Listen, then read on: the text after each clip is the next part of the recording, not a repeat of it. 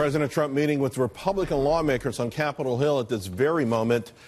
The president, though, earlier today saying that there are currently two policies in place for families trying to cross the border. Either release all the immigrant families and minors who show up at the border, or arrest the adults for federal crime or illegal entry, But the president now he's saying, listen, he's got a solution that he would like. He wants to keep the families together. Let's take a listen.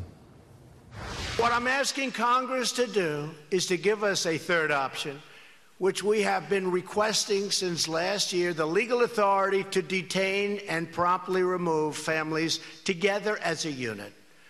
We have to be able to do this. This is the only solution to the border crisis. We have to stop child smuggling. This is the way to do it. And ultimately, we have to have a real border, not judges. Here to discuss, Michael Wilds, an attorney, immigration attorney for Melania Trump and family, also former federal prosecutor, and Nick Adams, the Foundation for Liberty and American Greatness founder. Nick, you're recently a recent minted American who went through the process of doing it the legal way. You understand it, all the hurdles that are involved in this, and you've been pretty much outspoken on it. But we're in a very dicey situation where the country is appalled at the notion of families being split apart, and yet Congress can't seem to find a solution to it. Look, it's heart-wrenching, it's gut-turning to see all the images and vision that's coming out from the border at the moment, Charles. This is a really difficult issue, a very emotional issue, but at the end of the day, this is a country with borders, and we need to make sure that our laws are enforced. We need to make sure that people realise that there aren't going to be any exceptions, that we're really serious about border control and about making sure that we get to choose the people that come to this country and the circumstances under which they come. And recently that hasn't been the case. I think that this is tough love being exercised. I do love the solution that our president has put forth. He gets better every single day.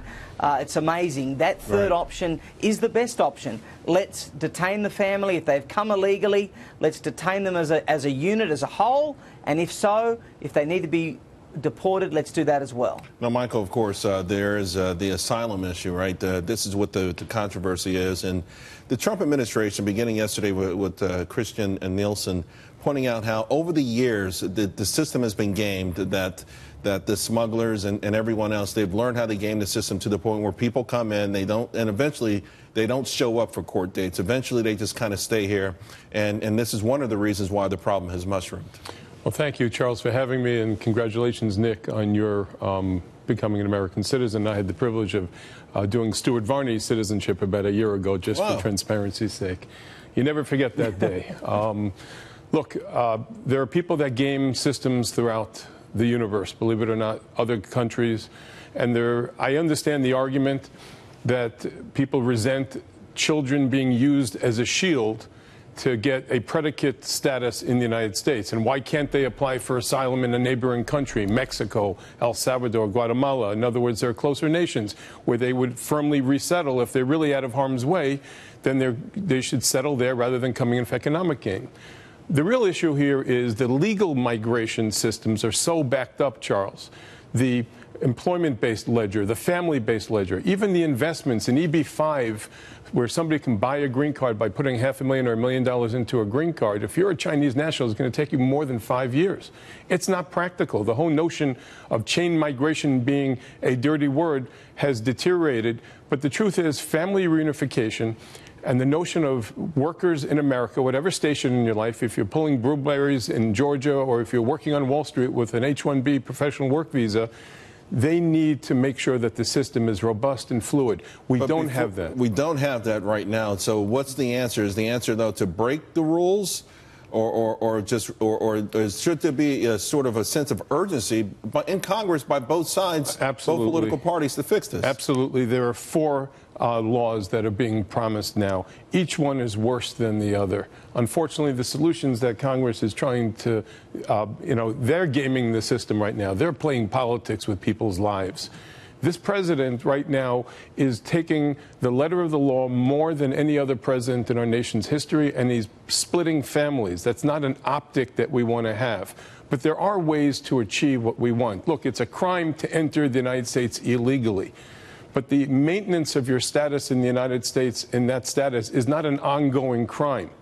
Right now, it's like the two parents that are fighting, and they've created a system or an environment where they can't even get to the table to fix it. The kids are watching their parents.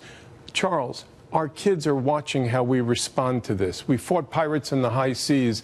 Our founding fathers never shut America's golden doors. It needs to be hinged open with vetting and proper judiciousness. Right. Well, you know, of course, Nick, today President Trump did talk about the notion of adding more judges, but I think he's looking at it from the bureaucratic aspect of it. I believe a lot of people agree that we have a messed up legal immigration system, although that does not necessarily mean that people should break the laws or that we should give up or subordinate our right to control our own borders. Charles, it's certainly true that right now it's really, really easy for bad people to get into the United States and very, very, very hard for good people to come to the United States. And thank you earlier, Michael, for your kind words. I went through absolute torture to get my extraordinary ability green card. It took 4 years. It cost close to $50,000.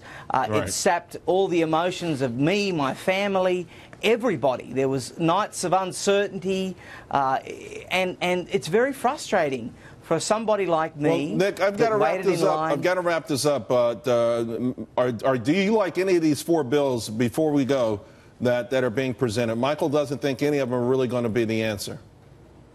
Look, I think any bill, Charles, that makes it much easier for good people to come to the United States and much harder for bad people to come to the United States is a bill that I would support.